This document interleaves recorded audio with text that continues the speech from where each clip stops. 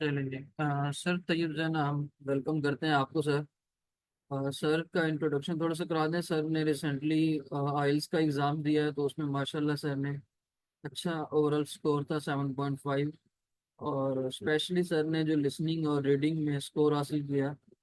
तो सर हम आपको वेलकम करते हैं सर। और आप अगर अपने लिसनिंग और रीडिंग और बाकी भी जो चीज़ें हैं उनसे एलिमेंट अगर हमसे शेयर करें सर। जी sir, over to you sir.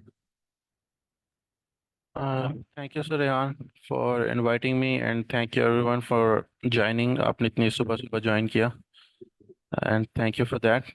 तो मैं ज़रा आपको थोड़ी सी टिप्स वगैरह दूंगा, और मैंने कौन कौन से रिसोर्सेज यूज़ किए थे, थोड़ा जल्दी जल्दी मैं आपको बताऊंगा। उसके बाद अगर आप लोगों को कोई क्वेश्चन है तो आप पूछ सकते हैं। तो जस्ट अ मोमेंट।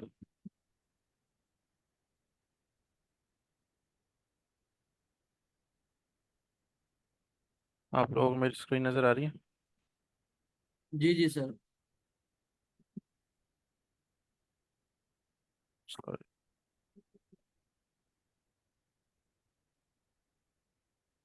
ओके, तो एक तो ये वाला चैनल है जो आई थिंक इसके ऊपर जो आपको टिप्स एंड ट्रिक्स मिलेंगी वो काफ़ी यूज़फुल है, मुझे काफ़ी यूज़फुल लगी थी। तो एक ये चैनल मैं आपको रेकमेंड करूँगा। उसके अलावा I simulation, I am pretty sure आप लोग ऑलरेडी यूज़ कर रहे हैं। केम्ब्रिज की बुक्स आपको यहाँ से मिल जाएंगी। तो एक ये मैं आपको रेकमेंड करूँगा। अच्छा, एक मैं आपको यूज़फुल टिप देना चाहूँगा when it comes to listening, कि होल्ड ऑन, अगर ये टेस्ट लोड हो जाए तो।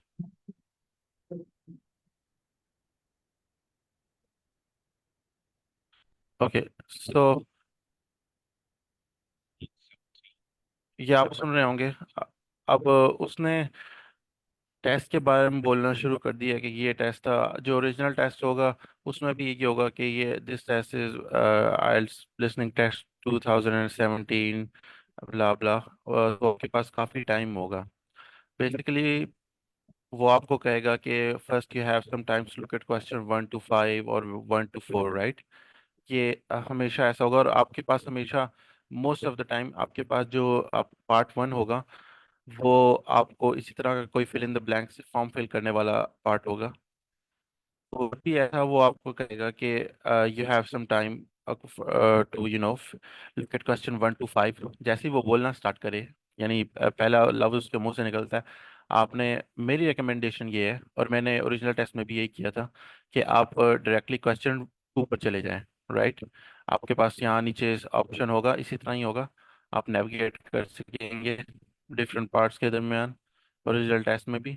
तो मेरी रिकमेंडेशन होगी कि आप जल्दी से चले जाएं क्वेश्चन 2 पर, और वहां पर आपको मोस्ट लाइकली इस तरह के क्वेश्चन मिलेंगे, ये होंगे, या फिर टू चॉइसेस, मल्टीपल चॉइसेस वाले होंगे। राइट, आपको दो चॉइसेस लिखनी होंगी उसमें, ब्लैंक में, choice A, A and B, और सी और डी। राइट, ऐसा आपके पास ऑप्शन होगा।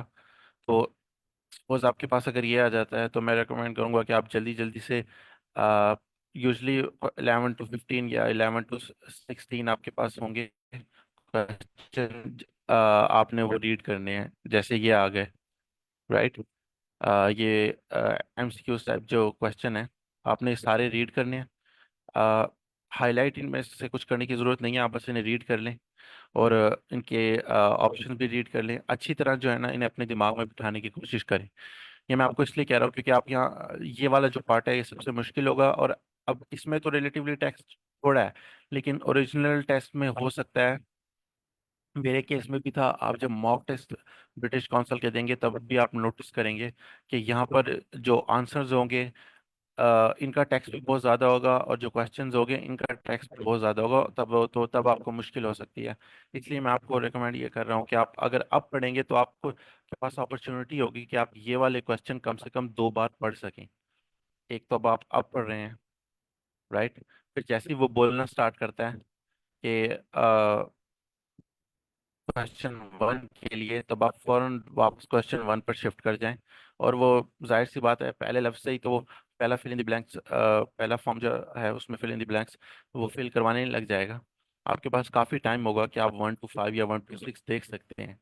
और यूजली जो आमतौर पर ये वाला पार्ट आसान होता है, तो ज़्यादा इसमें टेक्स्ट भी नहीं होता, तो आपके पास काफ़ी टाइम होता है कि आप वो 1 to 5 देख कर आराम के साथ फिल कर सकते हैं, राइट।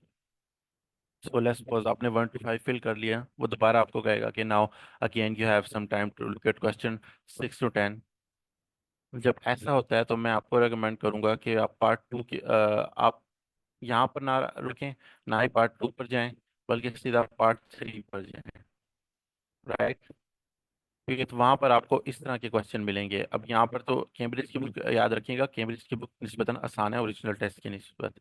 मैंने तो ये यही नोटिस किया, ओरिजिनल टेस्ट निस्बतन मुश्किल था, आइएल्टीएस की थोड़ी सी स्पीड भी ज़्यादा थी, लेकिन मॉक टेस्ट से इजी था। ओरिजिनल टेस्ट जो ब्रिटिश काउंसिल की मॉक टेस्ट मिलते हैं उनसे इजी था, लेकिन आइएल्टीएस से फिर भी थोड़ा सा डिफिकल्ट था। तो यहाँ पर तो आपको 3 मिले हैं, मुझे आई थिंक कोई 26 के करीब डबल दो आंसर जिसमें हमें देने थे वो वाले क्वेश्चन मिले थे, राइट। 26 यानी ऑल अराउंड 6 के करीब, 21 to 26 मुझे ऐसे क्वेश्चन मिले थे जहाँ पर, और मुझे 2 आंसर देने थे, और टैक्स भी उनका काफ़ी ज़्यादा था, राइट। तो यहाँ पर मैं आपको रिकमेंड करूँगा कि आप 2 बार ये रीड कर लें, सॉरी एक बार ये रीड कर लें, जब तक वो दोबारा बोलना स्टार्ट नहीं करता वहाँ 7 to 10 के लिए, तब तक आप यहाँ पर इस किस्म के क्वेश्चन रीड कर सकते हैं। उसमें ये होगा दोनों, बोथ क्वेश्चन 2 और 3 के केस में ये होगा कि आपके पास ज़्यादा टाइम होगा।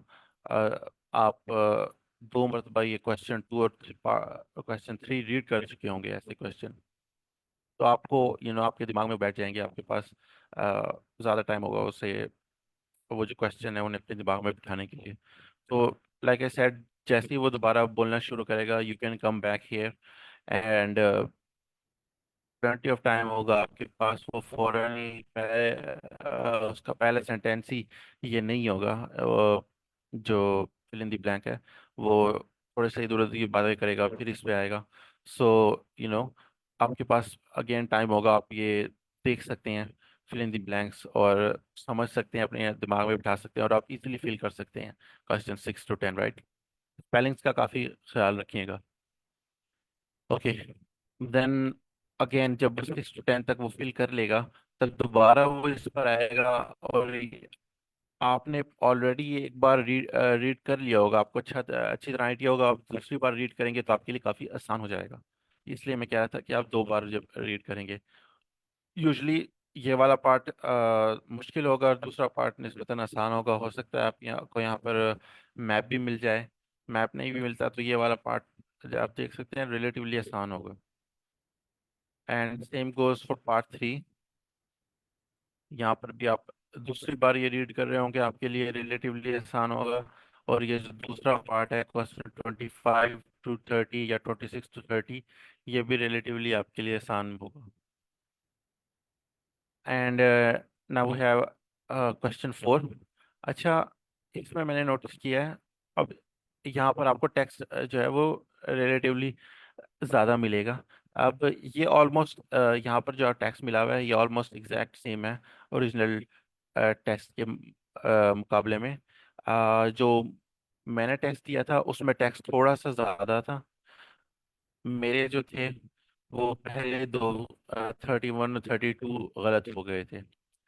याद रखिएगा आपको इस पार्ट में लेज़र फोकस रहना पड़ेगा, क्योंकि पता नहीं चलता किस टाइम पर वो निकल जाता है। और आपको याद रखना पड़ेगा कि क्वेश्चन 31 क्या है और क्वेश्चन 33 क्या है, 34 क्या है, क्योंकि वो किसी भी वक्त निकल सकता है। इतनी तेजी से वो बताकर निकल रहा होता है, वो किसी भी वक्त निकल सकता है। और अगर आपसे पहले 2 मिस हो भी जाते हैं तो आपको याद होना चाहिए कि आगे 33 34 पर क्या आ रहा है, ताकि आपसे अगले मिस ना हो, राइट, तो आप फौरन आगे शिफ्ट कर सकें। मुझसे भी 31 32 मिक्स हो गए थे और फिर मिस हो गए थे। तो मुझे बट अलबत्ता ये याद था कि हाँ यहाँ पर कोलैबोरेशन की जैसी बात होनी है, मैंने 33 पर शिफ्ट हो जाना है, राइट। तो इस तरह आपने याद रखना है।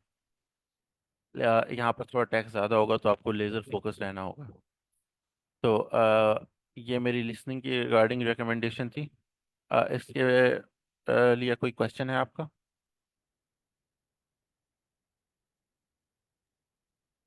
जी सर, ये लोड ऑफ तो ये एमसीक्यूज बेस्ड सबसे ज़्यादा थोड़ा सा टाइम टेकिंग होता है, और इसमें ज़्यादा एक्टिव भी रहना पड़ता है। सर एक मैचिंग वाले भी क्वेश्चंस होते हैं इसमें हमारे पास, वो भी थोड़े से टाइम टेकिंग ही होते हैं सर। अगर आप उनका थोड़ा सा गाइड कर दें, क्योंकि उसमें भी स्पॉन्टेनियसली आपने वो सिलेक्ट करके नेक्स्ट मूव करना होता है। मैचिंग, लिसनिंग में जो मैचिंग है। जिसमें मैचिंग के लिए आई डोंट एग्जैक्टली रिमेम्बर क्या मैच करना होता है उसमें। सर अ, यही वाला जो रेस्टोरेंट स्टाफ और इस तरह का, यही वाला क्वेश्चन की मैं बात किसकी रिस्पॉन्सिबिलिटी। बात कर रहे हैं आप? जी जी सर। Okay okay okay.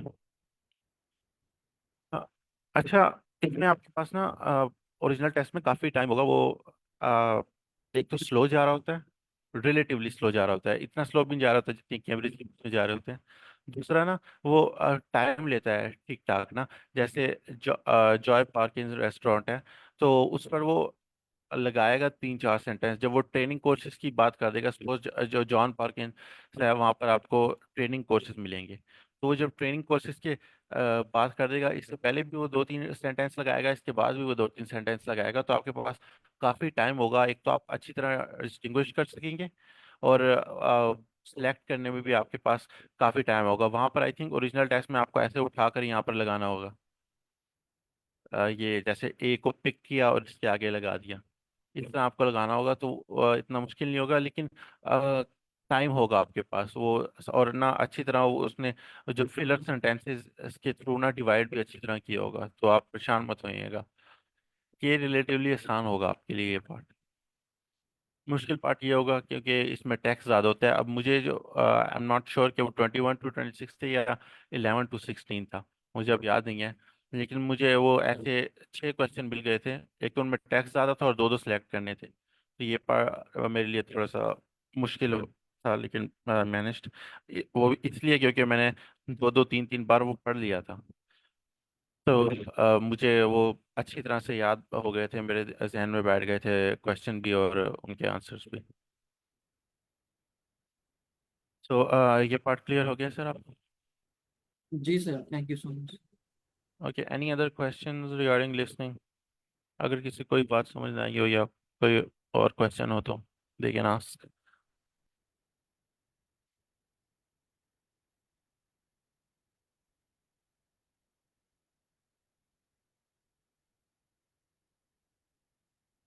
अच्छा, अगर नहीं है तो मैं आपको रीडिंग की एक दो इम्पोर्टेंट टिप्स दे देता हूँ, then I go for writing. Unfortunately British Council का मेरे पास एक्सेस नहीं रहा, वो जो प्रोवाइड कर रहे थे, प्रोवाइड करते हैं वो जो मॉक टेस्ट, वरना मैं आपको वो भी दिखा देता। अच्छा, ये रीडिंग है, और जो ओरिजिनल इंटरफेस होगा वो इससे थोड़ा सा डिफरेंट होगा। मैंने नोटिस किया है कि कुछ लोग ज़रा तंग होते हैं उस इंटरफेस से। मैं भी शुरू में काफ़ी तंग हुआ था, और थोड़े से उस इंटरफेस की वजह से मेरा बैंड गिर गया था। तो जब मॉक टेस्ट, जब आप रजिस्टर करवाएंगे और आपको मॉक टेस्ट का एक्सेस मिलेगा, तो कोशिश करिएगा अपने आप को ज़्यादा से ज़्यादा फेमिलराइज करें उस इंटरफेस के थ्रू, क्योंकि अगर जब इंटरफेस अगर आपकी पसंद का ना हो ना, या यू नो थोड़ा सा डिफरेंट आ जाए जिस पर आपकी प्रैक्टिस ना हो, तब उससे भी आपका बैंड गिरता है। तो आप जो नया इंटरफेस होगा मॉक टेस्ट का, उससे अपने आप को फेमिलियराइज कीजिएगा। अच्छा, एक इम्पॉर्टेंट टिप मैं आपको देना चाहूँगा regarding, hold on, matching headings. Question I think यहाँ पर नहीं है। हाँ, ये रहा मैचिंग हेडिंग क्वेश्चन। अब मैं ये वाला खास तौर पे आपको इसलिए कह रहा हूँ क्योंकि मेरे सबसे ज़्यादा इसी में कटे थे, अब मॉक टेस्ट में भी, और मेरा आई थिंक इसमें भी दो गलत हो गए थे मैचिंग हेडिंग्स में। सो ये मैं खास तौर पे आप लोगों को पॉइंट आउट करना चाहता हूँ, क्योंकि ये वाला सबसे मुश्किल होता है। क्योंकि ये खास तौर पे ये जो मैचिंग हेडिंग वाला क्वेश्चन है, ये सिर्फ एक वाहिद क्वेश्चन है जिसमें आपको पूरा का पूरा पैराग्राफ रीड करना होगा, और ट्रू फॉल्स हो गया, यस नो हो गए, या फिल इन द ब्लैंक्स हो गए, और कोई भी क्वेश्चन हो उसमें आपको पूरा पैराग्राफ रीड नहीं करना। लेकिन इसमें आपको पूरा पैराग्राफ रीड करना होगा। ये सिर्फ एक वाइज क्वेश्चन है, ये मैं नहीं कह रहा। ये जब आप रजिस्टर करवाएंगे तो आपको ब्रिटिश काउंसिल के थ्रू फ्री एक्सेस मिलेगा लेक्चर्स के लिए। आपको फ्री लेक्चर्स का एक्सेस मिलेगा। तो उसमें हमें एक टीचर ने बताया था, जो आइल्स के उनके जो टीचर्स थे, उन्होंने बताया था कि आपको फ्री एक्सेस, सॉरी, आपको अ, ये जो क्वेश्चन है इसमें आपको फुली रीड करना होगा पूरा का पूरा पैराग्राफ। तो इसमें जो आपको आंसर है वो एक तो उन्होंने अकॉर्डिंग टू देम, और मेरे एक्सपीरियंस में भी ऑलमोस्ट यही रहा है, जो आपको आंसर है वो पहले दो सेंटेंसेस में मिलेगा पैराग्राफ के, राइट। और उसके बाद आपने ये करना है कि आपने पहले दो सेंटेंसेस रीड करने हैं, और उसके बाद आपने आखिरी सेंटेंस जाकर रीड करना है उस पैराग्राफ का।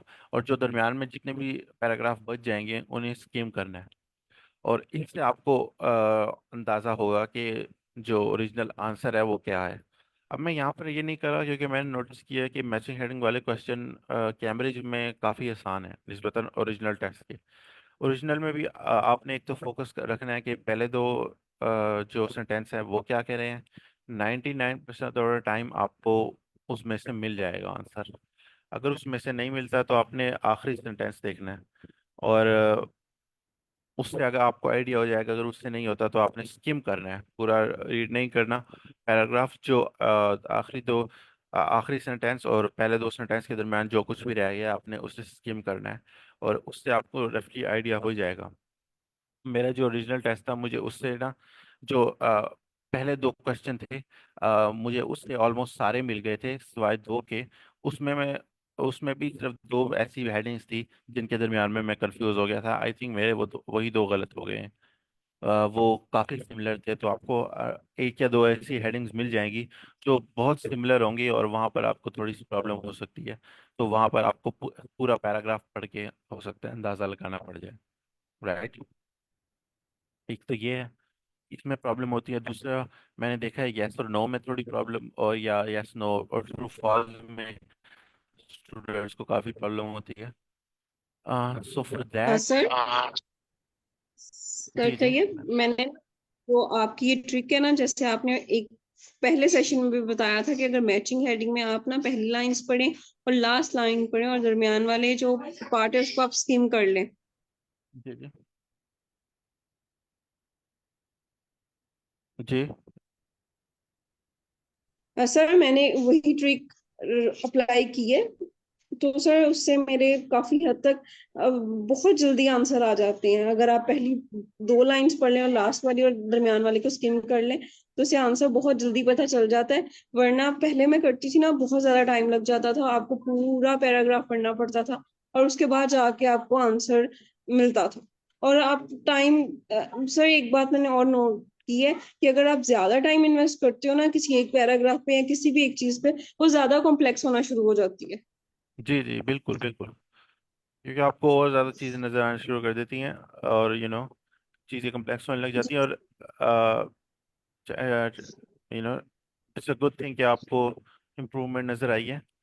और ये मेरी सारों को रिकमेंडेशन होगी, जैसे मैम को इम्प्रूवमेंट नज़र आई है, आप ये वाली यूज़ करें। मेरा सबसे ज़्यादा टाइम जो था वो इसी मैचिंग हेडिंग पर ज़ाया होता था, बट वो मेथड अपनाने के बाद काफ़ी इम्प्रूवमेंट आई थी। और जो मेरा ओरिजिनल टेस्ट था उसमें अराउंड 15 मिनट पहले मैंने सारा कर लिया था।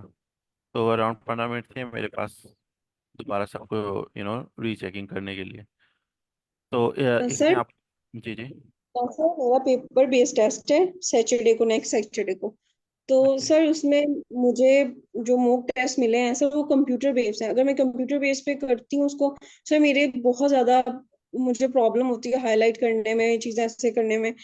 तो सर मैं मॉक टेस्ट ऐसे कर रही हूँ कि मैं अपना पेपर बेस्ड जो मेरे पास बुक्स हैं कैम्ब्रिज की, वो एक दफा मैंने कंप्लीट कर ली हैं, लेकिन मैं दोबारा उन्हीं को कर रही हूँ। और इसमें मैं ऐसा कर रही हूँ कि अगर मेरा जो पार्ट का जो क्वेश्चन गलत होता है ना, उसको दोबारा मैं जो आइल्स की ऑफिशियल मटेरियल प्रोवाइड है, जो प्रैक्टिस है, उसमें जो स्पेसिफिक पार्ट में आप कर सकते हो कि ट्रू फॉल्स है या जो भी पार्ट है मैं उसको दोबारा कर लेती हूँ।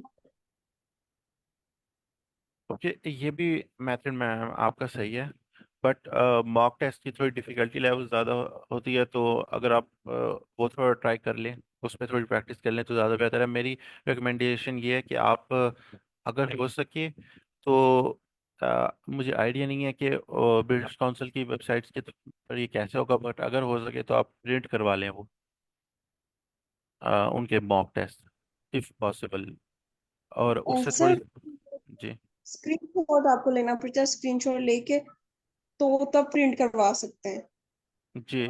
अगर आप करवा सकती हैं तो आई वुड रेकमेंड प्रिंट करवा के कुछ टेस्ट की प्रैक्टिस कर लें, बेशक सारे ना करें, लेकिन जी कुछ सर। टेस्ट की प्रैक्टिस कर लें, क्योंकि वो उसकी डिफ़िकल्टी लेवल थोड़ी ज़्यादा होगी। तो अगर आप उसमें अच्छा परफॉर्म कर लेती हैं, उसमें अगर आप 7.5 यानी अपना जो डिज़ायर बैंड है उससे 0.5 या एक बैंड कम भी ले रही हैं, तो आपके ओरिजिनल टेस्ट में 0.5 बैंड या 1 बैंड उससे ज़्यादा ही आएगा।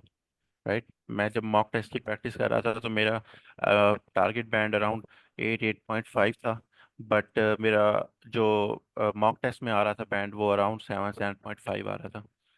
सो अगर आपका ओरिजिनल टेस्ट में एक आधा बैंड ज़्यादा ही आएगा, तो डेफिनेटली मॉक टेस्ट से भी थोड़ी प्रैक्टिस करें, मेरी रिकमेंडेशन ये होगी आपको। सर इसके अलावा आप ये बता दें कि जो लास्ट वीक की आपकी प्रैक्टिस क्या होनी चाहिए, लास्ट वीक आपकी क्या रूटीन होनी चाहिए टेस्ट से, और टेस्ट डे की टिप्स सर ये भी शेयर करिएगा। ओके। मैं ज़रा थोड़ा सा ट्रू फॉल्स के बारे में थोड़ा सा बता दूं, देन मैं उसके बारे में शेयर करता हूँ। अच्छा, ट्रू फॉल्स के बारे में मैंने अपनी थोड़ी सी खुद भी रिसर्च की, क्योंकि मुझे एज सच कभी ट्रू फॉल्स में इतना ज़्यादा इशू नहीं हुआ। राइट। मेरे एक दो ज़्यादा गलत हो जाते थे, आई थिंक ओरिजिनल टेस्ट में भी यही हुए हैं, बट बहुत ज़्यादा मेरी गलतियाँ नहीं हुई। बट मैंने नोटिस किया कि काफ़ी सारे स्टूडेंट्स की उन्हें ट्रू फॉल्स यस नो में थोड़ी प्रॉब्लम हो रही होती है। तो एक चीज़ जो मैं अनकॉन्शियसली मैं करता था, जो मैंने अब when I look back now, तो मैंने नोटिस किया कि मैं अनकॉन्शियसली ये काम करता था कि लेट्स सपोज यू नो ये एक क्वेश्चन है, let's suppose it's true false, या देख लेता हूँ मैं, शायद आगे कहीं ट्रू फॉल्स पढ़ा हूँ, या यस नो यहाँ पर पढ़ा है। सो लेट्स सपोज ये एक यस नो क्वेश्चन है, और ये मैंने पढ़ लिया, मुझे इसका थीम समझ में आ गया इस क्वेश्चन का क्या है। और मुझे क्योंकि आइडिया है कि यहाँ पर कहीं पर पढ़ा है, मैंने स्किम किया पैराग्राफ, और मुझे आइडिया है यहाँ पर कहीं पर पढ़ा है, फिर मैंने ये पार्ट सही से पढ़ा और मुझे यहाँ पर आंसर मिल गया। राइट। सपोज इसका आंसर यस है, यहाँ पर मुझे मिल जाता है। एंड देन मैं ये क्वेश्चन पढ़ता हूँ, और उसके बाद मैं फौरन ये क्वेश्चन भी पढ़ता हूँ। राइट। और मैं दोनों आंसर, दोनों क्वेश्चन है, मैंने इनका मतलब समझ लिया है, मुझे इनका थीम समझ आ गया है। अब मुझे पता है कि इसका क्वेश्चन, इसका आंसर जो होगा वो मोस्ट लाइकली यहीं पर कहीं पर होगा। राइट। और मुझे ये वाला क्वेश्चन भी याद है, साथ मैंने इसके लिए भी नज़र रखी हुई है कि कहाँ पर ये वाला क्वेश्चन शुरू हो जाता है, और इसका कहीं पर आंसर तो नहीं आ रहा है, या इसके बारे में तो कहीं बात होना शुरू नहीं हो रही। सपोज इस वाले क्वेश्चन के बारे में यहाँ पर कहीं पर बात होना शुरू हो जाती है, तो देन आई नो कि इस क्वेश्चन के बारे में, और क्योंकि जो फर्स्ट क्वेश्चन है ये तो यहाँ पर ख़त्म हो गया, तो जो सेकंड क्वेश्चन है इसका आंसर यहाँ पर कहीं पर पड़ा होगा, प्रीटी ऑब्वियस। राइट। तो मैं ये वाला ज़रा गौर से पढ़ूंगा, अगर मुझे यहाँ पर मिल जाता है इसका आंसर तो ठीक है, मैं यस या नो लगा देता हूँ। या अगर उससे कॉन्ट्रडिक्शन मिल जाती है इस पार्ट में से, और क्लियर कॉन्ट्रडिक्शन मिलती है, तो मैं नो लगा देता हूँ। और अगर ऐसा होता है और ये हमें टीचर ने रेकमेंड किया था कि इस बारे में थोड़ी सी बात की गई है इस वाले पार्ट के बारे में, और फिर कोई एक्स्ट्रा इन्फॉर्मेशन ऐड कर दी गई है, अगर कोई एक्स्ट्रा इन्फॉर्मेशन ऐड कर दी गई है जो यहाँ पर नहीं है, और ये वाली इन्फॉर्मेशन बिल्कुल स्किप कर दी गई है, तब हम आप नॉट गिवन में लगा सकते हैं। राइट। ये वाला पार्ट थोड़ा सा कंफ्यूजिंग होगा, लेकिन आप ये वाली बात जो मैंने बताई है वो याद रखेंगे, जब आप प्रैक्टिस करेंगे खुद तब आपको थोड़ा सा रियलाइज होगा। लेकिन अगर किसी को येस नो वाले पार्ट में इशू आ रहा है तो मुझे खुद भी यू नो स्लैक पर कांटेक्ट कर सकता है, व्हाट्सएप पे कांटेक्ट कर सकता है, अगर किसी को ज़्यादा इशू आ रहा है। तो ये मेरी टिप्स थी, yes no, same goes for true false, और मैचिंग हेडिंग्स के हवाले से। दूसरा, लास्ट वीक वाली जो मैम बात कर रही थी, लास्ट वीक जो मेरी रूटीन थी वो अराउंड कोई 8 से 10 घंटे तक आई डोंट नो चली जाती थी आई थिंक, क्योंकि उसके जब लास्ट वीक में मैं आइल्स के अलावा कुछ नहीं कर रहा था and I was studying like crazy at that point. और मेरी रूटीन इतनी लंबी इसलिए भी हो गई थी क्योंकि मैं राइटिंग पर भी लास्ट वीक में काफ़ी तवज्जो देने लग गया था, क्योंकि इससे पहले मैं राइटिंग पर बिल्कुल फोकस नहीं कर रहा था। और मैंने जितनी भी ऑलमोस्ट राइटिंग की प्रैक्टिस किया वो लास्ट वीक में की है। तो काफ़ी ज़्यादा लास्ट वीक में प्रैक्टिस की थी, तो इस वजह से बहुत ज़्यादा टाइम लगा मेरा। और राइटिंग के लिए मैंने आइल्स जैकी वाली आइल्स जैकी आई थिंक ये वाली वेबसाइट मैंने यूज़ की थी। आप लोग भी आई थिंक यही करते हैं। तो इसके टिप्स एंड ट्रिक्स काफ़ी यूज़फुल हैं, आप इस पर जाकर देख सकते हैं। एंड उसके अलावा जो मॉक टेस्ट मुझे मिलते थे उस पर जो टॉपिक मिलते थे वो मैं प्रैक्टिस करता था। अच्छा, एक और बात, आप में से काफ़ी सारे लोग चैट जीपीटी को यूज़ करते होंगे अपने उससे पूछते होंगे बैंड वैल्यूएशन के लिए। तो मेरी रिकमेंडेशन है कि उसे यूज़ ना करें, वो बैंड वैल्यूएशन के लिए नहीं है। सिर्फ उसे ग्रामर, ऑकवर्ड फ्रेजिंग और स्पेलिंग वगैरह के लिए आप यूज़ कर सकते हैं, स्पेलिंग चेकिंग के लिए। और उससे कह सकते हैं कि आप एक अच्छा बैंड का ऐसे लिख दें। बट उसे ना कीजिएगा, उसे ना कहिएगा कि मुझे बैंड दे, क्योंकि उसने कभी आपको 6.5 या बहुत ज़्यादा, अपने बहुत ज़्यादा कोई 9 बैंड ऐसे लिखा तो उसने आपको 7 बैंड दे देना है। बट उसके अलावा उसने आपको कभी नहीं देना 6.5 से ऊपर। मुझे वो 5.5 से ऊपर नहीं देता था and I was able to get 6.5। तो उसके दिए हुए बैंड से आपने परेशान नहीं होना। मैंने भी राइटिंग के लिए एक आइल्स एडवांटेज वाला है यूट्यूब चैनल, आपको ऑलरेडी पता होगा आई थिंक, काफ़ी हम स्लैक पे भी उसे रेकमेंड करते हैं, आइल्स एडवांटेज। और ये आइल्स जैकी वाली, ये दो मैंने वेबसाइट यूज़ की थी, तो आप ये दो यूटिलाइज कर सकते हैं।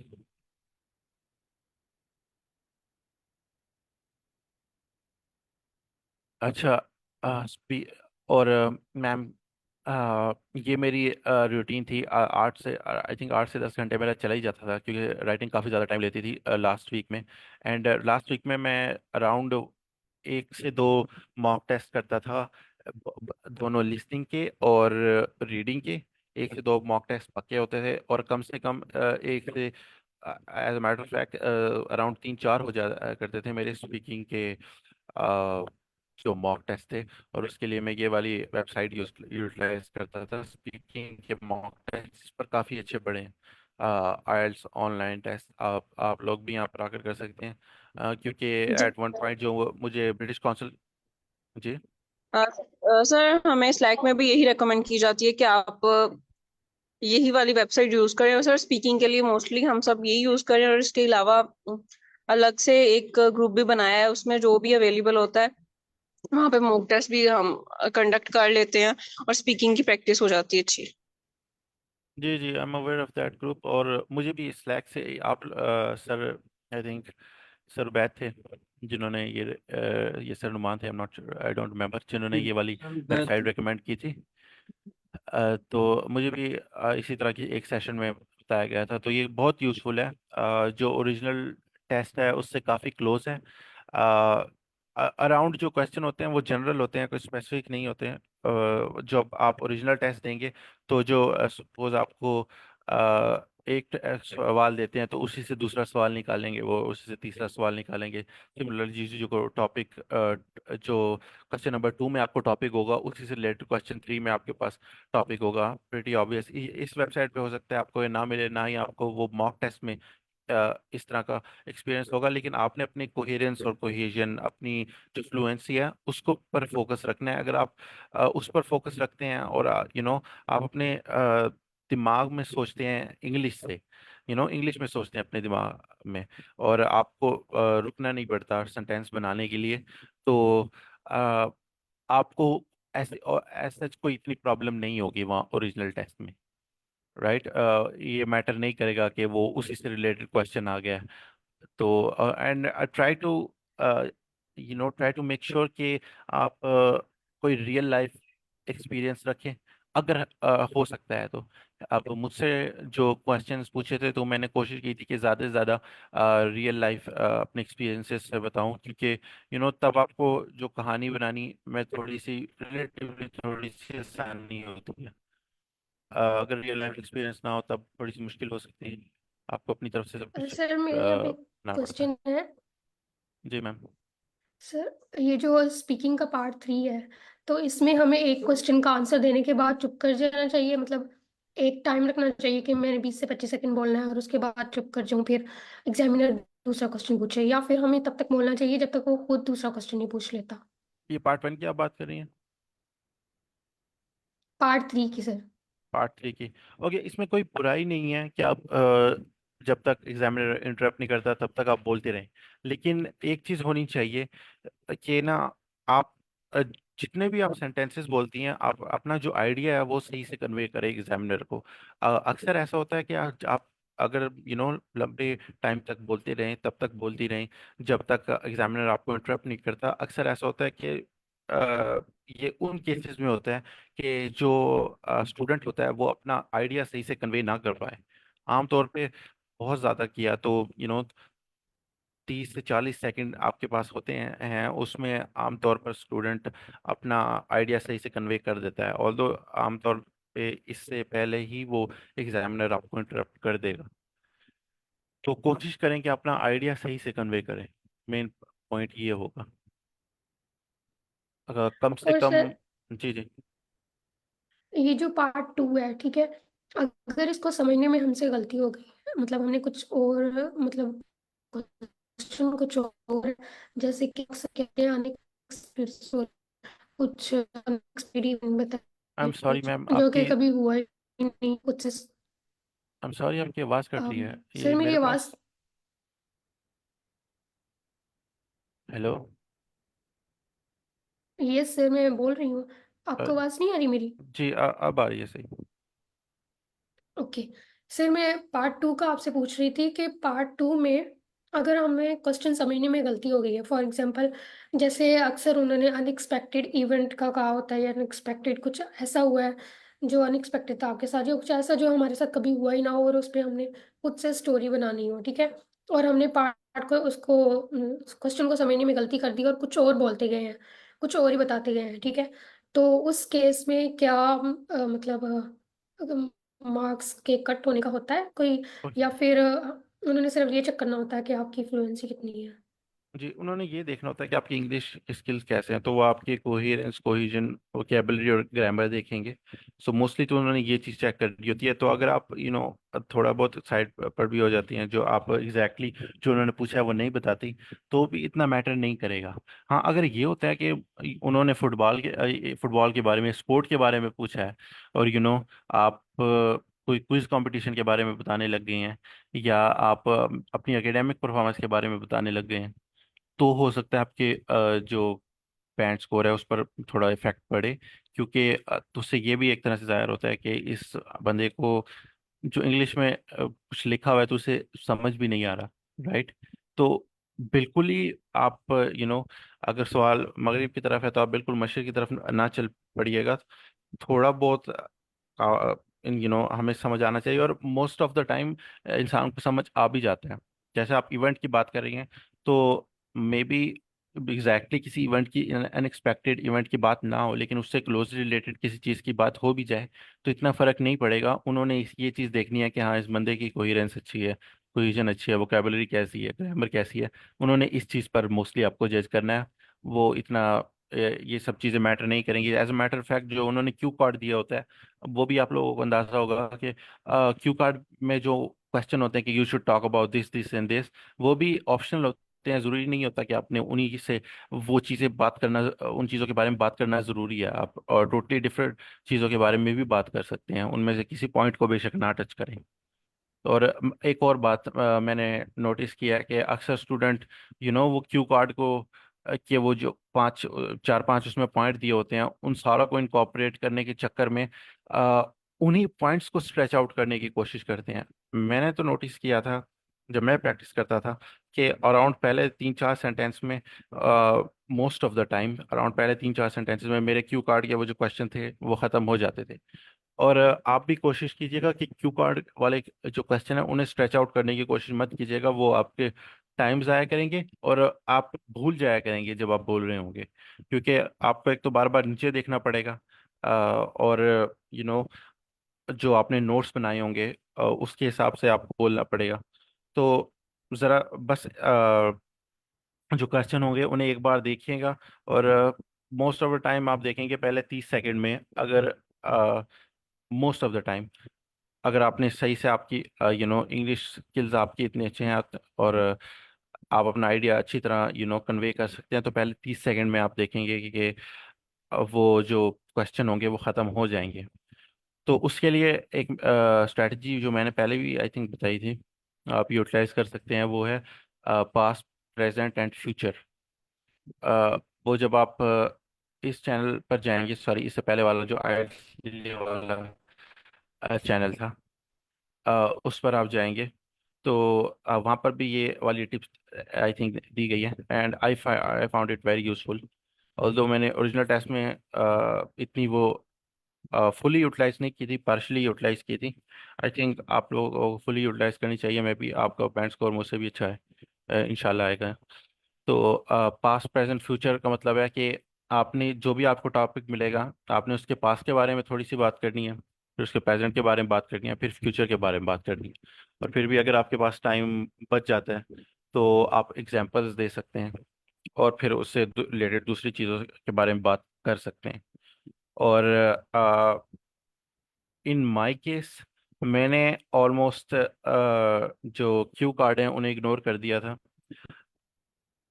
नॉट टोटली, मैंने उन्हें पढ़ा था, एंड एक एक वर्ड मैंने लिख लिया था जो मेरे माइंड में रिलेटेड आया, बट मैंने उस पर इतना ज़्यादा तवज्जो नहीं थी दी थी। कोई पहले 20-30 सेकंड में उसके जितने भी क्वेश्चन थे वो ख़त्म हो गए थे, एंड देन जो मेरे माइंड में आया मैं वो बोलता गया। सो सर आपका क्यू कार्ड टॉपिक क्या था? आपका क्यू कार्ड टॉपिक क्या था? मेरा क्यू कार्ड था name, I don't exactly remember the wording, but it was something like name a person who motivated you in life, right? So I think I talked about my father. Okay sir, तो या आप क्या कहते हैं कि ये topics repeat होते हैं? आई एम सॉरी, आपकी आवाज़ कट गई थी, कैन यू रिपीट दैट?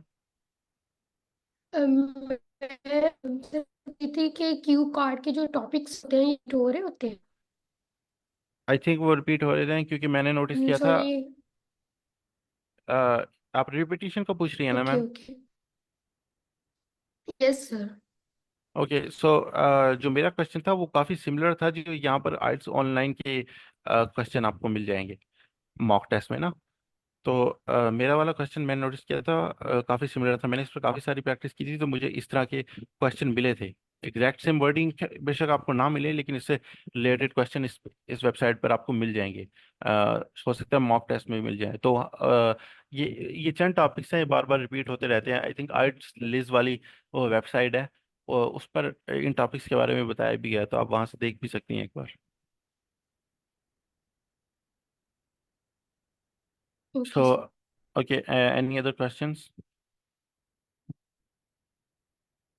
इसके अलावा राइटिंग है, राइटिंग मैंने इसी वेबसाइट से जितनी भी टिप्स एंड ट्रिक्स थी वो ली थी, और दूसरा स्लैक पर जो हमारी सेशंस होते थे उनमें से वो मैंने थोड़े से राइटिंग के अटेंड किए थे, and that was pretty much it. उसके अलावा मैंने खुद थोड़ी बहुत प्रैक्टिस की थी, बट राइटिंग पे मैंने अनफॉर्चुनेटली इतनी तवज्जो नहीं दी जितनी मुझे देनी चाहिए थी। अगर मैं देता तो हो सकता है मे बी इसमें थोड़ा सा ज़्यादा बैंड आ जाता।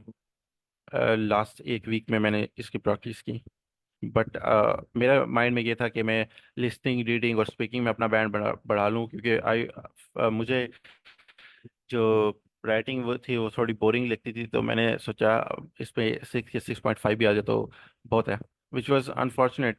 मुझे इसमें भी तवज्जो देनी चाहिए थी, अगर ऐसा होता तो मे बी मेरिट तक ले जाता, may be, but it's all may be, you never know. Sir but writing में जी जी। सर राइटिंग सर राइटिंग में टास्क 1 और जो टास्क 2 है उसके बारे में थोड़ा सा गाइड कर देंगे। टास्क 1 कैसा होता है, क्योंकि नॉर्मली जो होता है हमें यही समझ आती है कि टास्क 1 का क्योंकि डेटा या कोई चार्ट एक्सप्लेन करना होता है तो मोस्टली वोकेबलरी सेम यूज होती है और उसको एक्सप्लेन करना थोड़ा इजी होता है। जबकि जो टास्क 2 जो है वो किसी टॉपिक को एक्सप्लेन करना होता है। फॉर्मेट तो सेम जाएगा, लेकिन जैसे उसमें वर्डिंग्स वगैरह यूज करनी होती है, जैसे सेंटेंसेस क्रिएट करने होते हैं, तो उस बारे में आपका क्या एक्सपीरियंस रहा है, मतलब कि ऑन साइट टेस्ट में आपका क्या स्कोर रहा है और कैसे आपने इसको अटेम्प्ट किया था, और क्या आप आपके आपकी मिस्टेक्स क्या थी जो आप समझते हैं कि हम लोग वो रिपीट ना करें। अच्छा, एक तो मैंने ऑकवर्ड फ्रेसिंग मेरी थोड़ी सी ज़्यादा थी।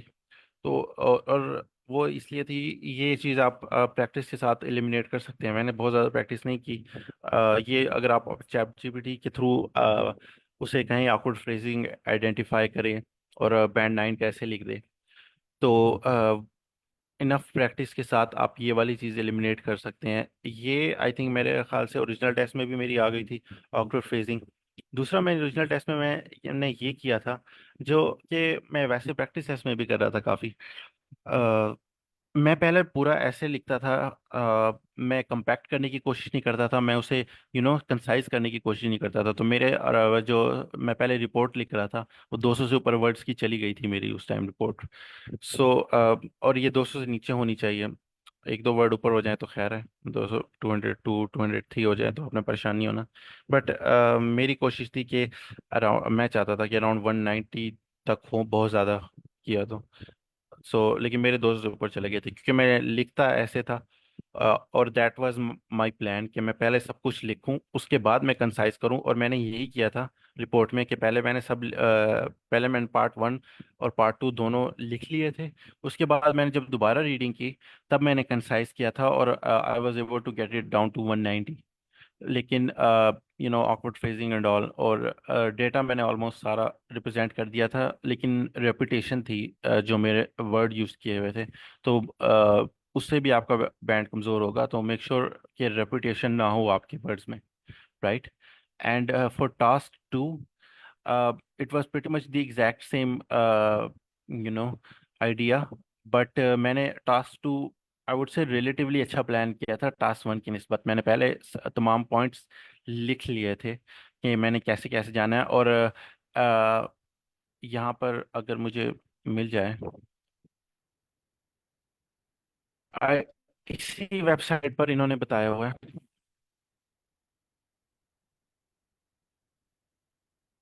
एक इसने राइटिंग टास्क 2 के लिए इन तमाम जो टाइप्स हैं, 5 टाइप्स हैं, इसके लिए एक स्ट्रक्चर बताया हुआ है। और मैंने वही स्ट्रक्चर फॉलो किया था कि यू नो मेरा ओपिनियन ऐसे था। और अगर मुझे यहाँ पर स्ट्रक्चर मिल जाए तो I can show you guys. But आप खुद जाकर भी देख सकते हैं, मुझे यहाँ पर फिलहाल नहीं मिल रहा। हाँ, ये रहा। तो मैंने यही वाला जो ओवरऑल था, यू नो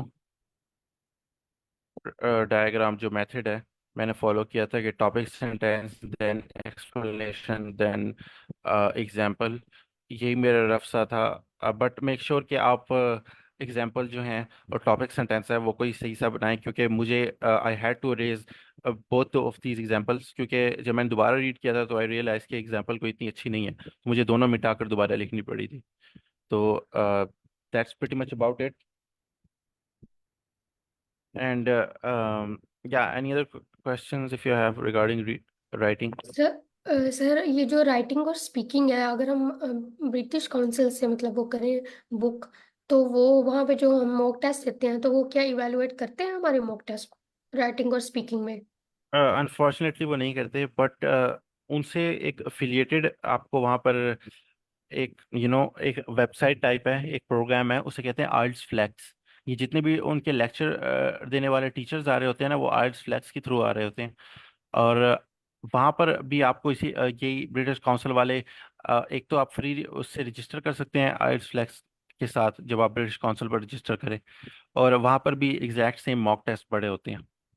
तो वहाँ पर उनका एक एआई सिस्टम है, वो रिव्यू आपको करके दे सकता है, लेकिन अनफॉर्चुनेटली वो सिर्फ एक आधा ही आपको रिव्यू करके देंगे, उसके बाद आप को पैसे देने पड़ेंगे। आई थिंक इट्स $25 3 मंथ्स के लिए ना, आपको मिलेगा एक्सेस।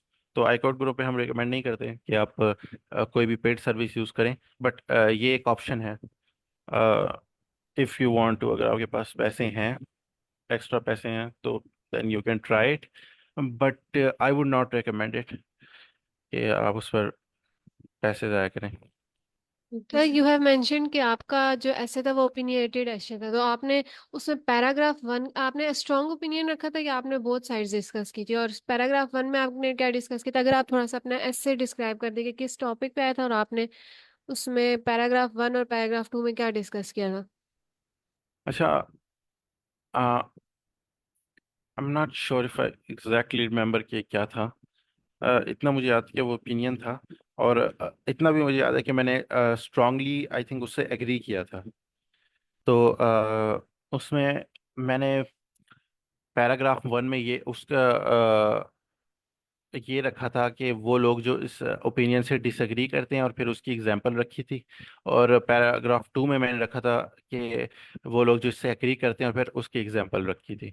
एंड देन कंक्लूजन में मैंने वही इंट्रोडक्शन को पैराफ्रेज करके लिख दिया था, और की पॉइंट समराइज कर दिए थे, और अपना भी और अपना ओपिनियन मैंने इंट्रोडक्शन में भी दिया था कि I strongly agree with this statement. So I don't exactly remember the question unfortunately. मुझे याद था बट अब मैं भूल गया हूँ, sorry. So that was it. तो सर मेरा या एक सवाल था कि कंप्यूटर जी, बेस्ड जो आपने टेस्ट दिया था उसमें आपको रफ पेज और पेंसिल वगैरह प्रोवाइड की थी। जी प्रोवाइड की गई थी। अच्छा, एक और बात मैं बताना चाहता हूँ। वेल, ये चीज़ डिपेंड कर सकती है from test center to test center, but test day पर मेरा इस्लामाबाद में था, पैराडाइज कम्प्लेक्स में। जो मैंने रजिस्टर करवाया था, मेरा वहाँ टेस्ट था। तो एक तो वहाँ टेस्ट डे पर बारिश हो रही थी, दूसरा उन्होंने ना अपने रूम में चिलर या एसी लगाए हुए थे, और रूम के अंदर बहुत सर्दी थी। सो आई डोंट नो, अब ये बाकियों के साथ ऐसा हुआ है या होगा, हो सकता है आपका टेस्ट सेंटर एंड कोई दूसरा हो, वहाँ पर सिचुएशन अलग हो, लेकिन मेरे टेस्ट सेंटर में काफ़ी सर्दी थी अंदर। तो और ऊपर से मैं एक पतली टी शर्ट पहन के गया हुआ था, तो मुझे टेस्ट के दौरान काफ़ी सर्दी लग रही थी। सो वो भी थोड़े से डिस्ट्रैक्शन हो रही थी। तो मैं आपको रिकमेंड करूँगा कि आप प्रॉपर कोई स्लीवलेस शर्ट टी शर्ट पहन के ना जाएं टेस्ट वाले दिन, ना ऐसा ना हो कि आपको भी सर्दी लगे, या इस तरह से आप डिस्ट्रैक्ट हों। सो या सर इसके अलावा कौन सी स्टेशनरी है जो अलाउ होती है लेके जाना? और सर मेरा टाइम है एक लिखा हुआ है 13, और जो एग्जिट टाइम है वो 16.30 मिनट्स। तो सर इसका मतलब है 1 बजे से लेके 4:30 बजे तक। और सर कहा है कि रेकमेंडेड टाइम है कि आप जल्दी आए, 11 बजे आ जाए। सर मैं आपको दोबारा अपनी टेस्ट देख के बताती हूँ।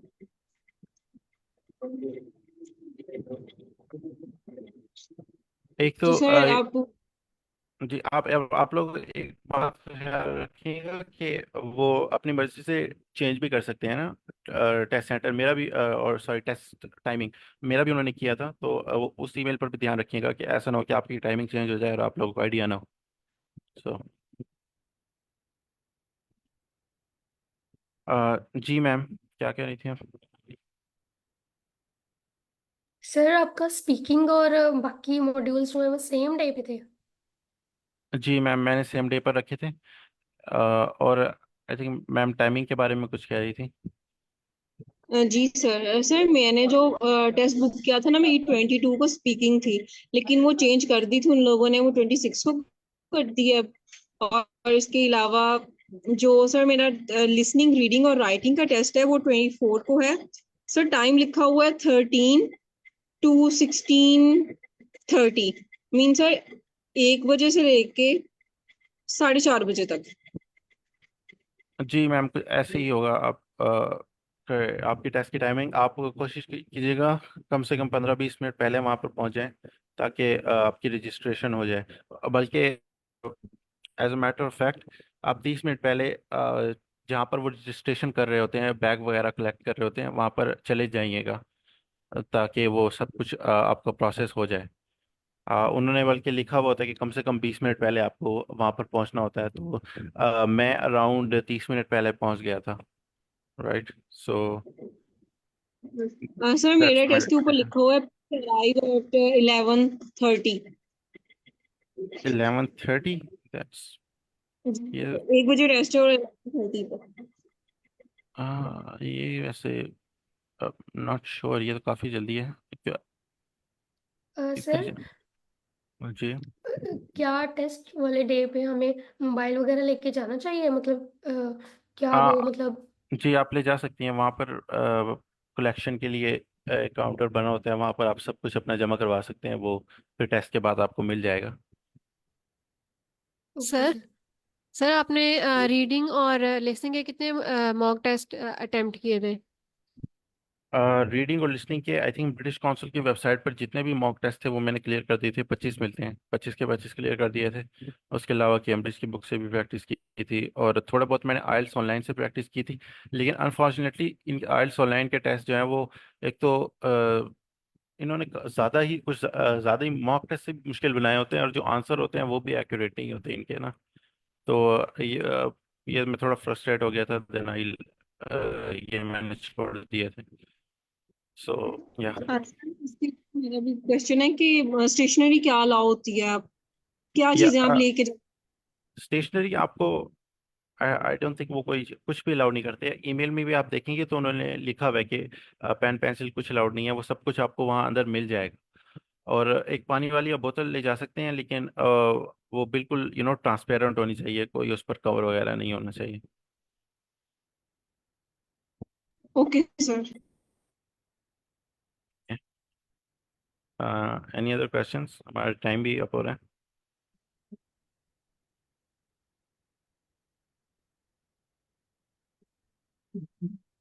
जी। है। ओके, अगर जी। Thank you so much sir, हमें बहुत सी नई चीजें पता चली हैं कि ये चीजें हमें ऐसे करनी है, क्योंकि सर मुझे ट्रू फॉल्स में पहले मसला हो रहा था, मैंने उसको ब्रिटिश काउंसिल के जो मुझे मॉक टेस्ट मिले हैं मैंने उसको सॉल्व करके, या प्रैक्टिस का मटेरियल है उसको सॉल्व करके वो प्रॉब्लम मेरी सॉल्व हो गई है। और जो हेडिंग मैचिंग पे टाइम ज्यादा लगता था वो इस तरह ठीक हो गया है कि वो जो आपने ट्रिक बताई है मैं उसको फॉलो कर रही हूँ। तो thank you so much sir आपके टाइम के लिए। Thank you for inviting me, and it's my job to help you guys. Uh, okay, so thank you for inviting me, and it's my job to help you guys. जो पहले थे लुमिनाइज जिन्होंने दिया था test, उन्होंने हमारी हेल्प की थी, एंड इट्स मेरा फर्ज बनता है कि आप लोगों की हेल्प करूँ as much as I can. So thank you for inviting me, and good luck to all of you for your test. Okay, thank you so much sir. आपने बहुत ज़्यादा वैल्यूएबल गाइडेंस प्रोवाइड किया है। मैं खुद struggle कर रही थी एमसीक्यूज के साथ, तो जो आपने ट्रिक बताई है कि हम लोग फर्स्ट का थोड़ा जो टाइम है वो यूटिलाइज कर सकते हैं, सेकंड और थर्ड में I will apply that and I will give you feedback. Okay, या आप मल्टीपल टेस्ट में प्रैक्टिस करने की कोशिश कीजिएगा। एंड वन मोर थिंग कि आप में से जिन्होंने अपना बुक नहीं किया टेस्ट, वो तब तक बुक ना कीजिएगा जब तक आप अपना एटलीस्ट 3 से 4 टेस्ट में अपना डिजायर्ड बैंड लिसनिंग और रीडिंग में नहीं अचीव कर लेते। राइट। तो सर लेकिन अगर हम लोग बुक करेंगे तो हमें तभी तो मॉक टेस्ट अवेलेबल होंगे, तो नहीं, मतलब। मैं कैम्ब्रिज की बुक्स की बात कर रहा हूँ कि आप जब कैम्ब्रिज में अपना डिजायर्ड बैंड जब तक अचीव नहीं कर सकते, कर लेते, तब तक आप बुक ना कीजिएगा 3-4 लगातार 3-4 टेस्ट में। ओके। और हम लोग को कितना टाइम लगेगा अगर मॉक टेस्ट वो जो हम लोगों को जो उनके ऑफिशियल मॉक टेस्ट मिलते हैं उसको अटेम्प्ट करने के लिए, मतलब कि हमें कितना टाइम चाहिए? अगर आप डेली एक भी करें तो 25 दिनों में आप कर सकती हैं, वरना मैंने अराउंड 20 दिनों में सारे मॉक टेस्ट कर लिए थे। So okay. Okay, so I think हमारा टाइम भी अप हो गया। In case you guys have any other question, you guys can ask on Slack. आप या मुझे मैसेज कर सकते हैं। So thank you everyone, sure thank sir, you for thanks. Inviting me. Thanks to you sir, आपने सुबह सुबह time निकाला सर, थैंक यू सो मच। नहीं, कोई बात नहीं, and thank you and good luck everyone. जी, थैंक यू।